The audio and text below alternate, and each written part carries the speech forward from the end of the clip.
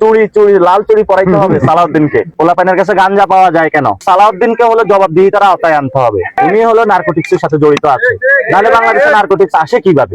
সীমান্ত বুঝে না, সীমান্তে যে হত্যা হয় সার্বভৌমত্ব বুঝে না, জাতীয়তাবাদ বুঝে না, শুধু সংবিধান বুঝে। সরকার পার্লামেন্টে ঢুকার আগে এগুলোর হলো মাদক খেয়ে আসছে না কিনা সেগুলো হলো চেক করানো আগে দরকার। তাহলে সরকারের যারা অনেক এমপি আছে তারা মাদক ব্যবসার সাথে জড়িত, তারা ইয়াবা ব্যবসার সাথে জড়িত।